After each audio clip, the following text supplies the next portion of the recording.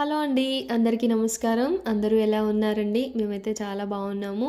మీరు కూడా ఎలా ఉన్నారు అనేది కామెంట్ చేయండి. ఈరోజైతే నేను రవ్వ దోస చేశాననమాట. దాని ప్రాసెస్ వచ్చేసి ముందుగా ఒక బౌల్‌లోకి ఒక చిన్న కప్ వచ్చేసి నేను కర్డ్ తీసుకొని మంచిగా బీట్ చేసి పెట్టుకున్నాను ఉండలు లేకుండా. ఆ తర్వాత ఒక కప్పు ఉప్మా రవ్వ ఉంటుంది కదా! అది యాడ్ చేశాను. ఆ తర్వాత 3/4 కప్ వచ్చేసి ఆహ్ బియ్యపు పిండి యాడ్ చేశాననమాట. ఆ తర్వాత కొంచెం వాటర్ ఏసి ఫస్ట్ ఉండలు లేకుండా మంచిగా కలుపుకొని దాంట్లోకి మనం దంచిపెట్టుకున్న జీలకర్ర అండ్ మిరియాలు యాడ్ చేసి మంచిగా కలిపి తర్వాత మనము 3/4 కప్స్ వరకు మంచిగా వాటర్ యాడ్ చేసుకొని అంటే వాటర్గా ఉండాలన్నమాట మనకి చిక్కగా లేకుండా.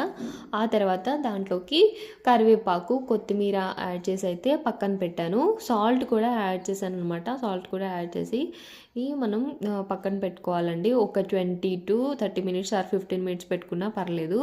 ఆ తర్వాత అయితే దోశ వేయడం స్టార్ట్ చేశాను. దోశ వేయడానికైతే ముందుగా ఆనియన్, పచ్చిమిర్చి కట్ చేసి అలా పాన్ మీద వేసుకొని ఆ తర్వాత ఈ దోసకి కలుపుకున్న ఈ బ్యాటర్ని అయితే వేసానండి. పల్చగానే వేసాను. చూడండి మనం పెనం వేడిగా ఉంటే మనకు అలా మంచిగా హోల్స్ వస్తుందనమాట. చూడండి వన్ సైడ్ అయితే మంచిగా కాలిందనమాట. నేను 2 సైడ్స్ కూడా కాల్చుకున్నాను. చాలా బాగా వచ్చింది దోశ అనేది. సెకండ్ కూడా వేసానండి. మంచిగా వచ్చాయి దోశలు. రవ్వ దోశ టేస్ట్ చాలా బాగుంటుందండి. మీరు కూడా ట్రై చేయండి. Please subscribe my channel.